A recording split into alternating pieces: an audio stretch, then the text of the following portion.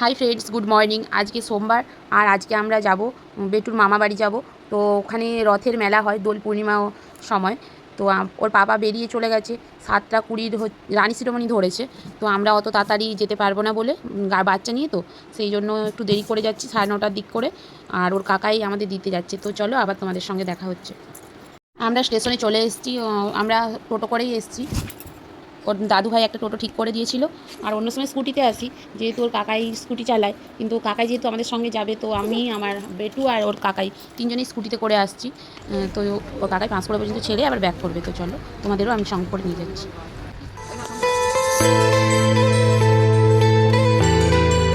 তো আমরা ভেবেছিলাম হলদিয়া আসানসোল এক্সপ্রেসটা ধরেই যাব। তো অ্যানাউন্স করলো যে 1 নম্বর প্ল্যাটফর্মে হলদিয়া আসানসোল আসবে, কিন্তু ওখানে যে পুরুলিয়াটা তার আগে অ্যানাউন্স করেছে আমরা সেটা শুনিনি। তো পুরুলিয়া এসেছে, আমরা অত খেয়াল করিনি, আমরা উঠে গেছিলাম। দিয়ে আবার খড়গপুরে গিয়ে চেঞ্জ করে পুরুলিয়ার থেকে নেমে আবার হলদিয়া আসানসোল ধরেছিলাম।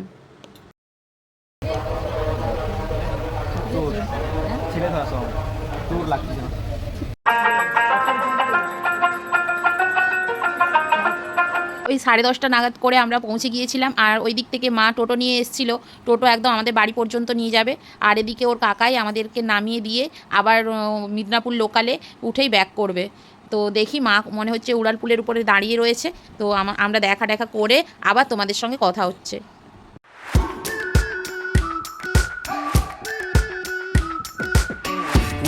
মায়ের সঙ্গে দেখা হয়ে গিয়েছে। আর আমার দেওর মাকে প্রণাম করলো। আর মা হচ্ছে জিজ্ঞাসা করছিল আমার শ্বশুর শাশুড়ি কবে যাবে। তো আমাদের মেলাটা বুধবার পর্যন্ত থাকবে, নবকুঞ্জ হবে, তারপর বুধবার ফেরত রথ আছে। তো যাই হোক, যবে আসে আসুক। আর আমরা এখন টোটো বাইরে দাঁড়িয়ে রয়েছে স্টেশনের বাইরে। তো আমরা টোটোতে উঠি, আর উঠে আবার হচ্ছে বাড়িতে তাড়াতাড়ি করে যাব, কারণ অনেক আগেই বেরিয়েছি। প্রায় হচ্ছে 9টার দিক করে বেরিয়েছি। বেটুর খিদেও পেয়ে গেছে, বাড়ি গিয়ে বেটুকে খাওয়াতে হবে। আমরা বাড়ি পৌঁছেও গিয়েছি। আর বেটু তার মামার কাছে চলে গিয়েছে। আর বেটুর একটু সর্দি লেগেছে, তো নাকে ড্রপটা আনতেও ভুলে গিয়েছি। যাই হোক, এখানে কাছাকাছি একটা ওষুধ দোকান থেকে ভাইকে দিয়ে ড্রপটা আনিয়ে নেব। তো আমরা মামা বাড়ি এসেছি, বেটুর খাওয়া হয়ে গেছে। আর এখন বাজে প্রায় 2টো মতো, 1:45। আমারও খাওয়া হয়ে গেছে।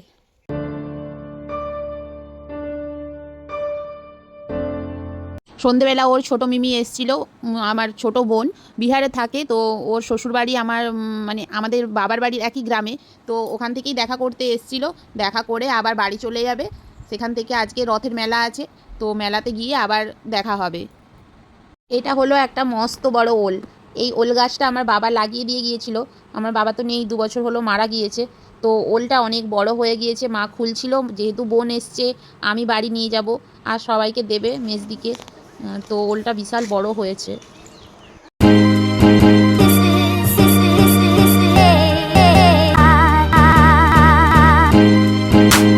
এখন সন্ধে হয়ে গিয়েছে আর বোনরা বাড়ি চলে যাচ্ছে।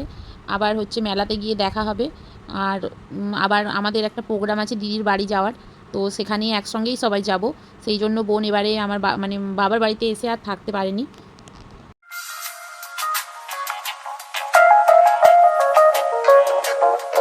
তোমরা সবাই নিশ্চয়ই চিনতে পারছো, এটা আমার বর। আর আমার বর হচ্ছে 6 পকেট প্যান্ট পরেছিল, সেই জন্য আমি প্রতিটা পকেটে জিনিস ভরে দিয়েছিলাম। আর আমার বর কিছু বলে না, সেরকম শান্ত প্রকৃতির, সেই জন্য আমি একটু হাসাহাসি করছিলাম। আর এটা আবার অন্যভাবে কেউ নিও না, আমি ওটা ভালোবেসেই করেছিলাম।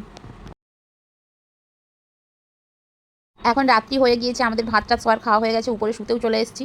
আর বেটুর মামা হচ্ছে এই গাড়িটা কিনেছে, রিমোট কন্ট্রোল গাড়ি, সেটা হচ্ছে ছেড়ে দিয়েছে। আর বেটু সেটাকে ধরার যত চেষ্টা করছে, আর আমার বেটু ওর মামা হচ্ছে রিমোট নিয়ে গাড়িটাকে সরিয়ে নিচ্ছে। আর ও ওটাতে ধরার জন্য মানে খুব চেষ্টা করেই যাচ্ছে।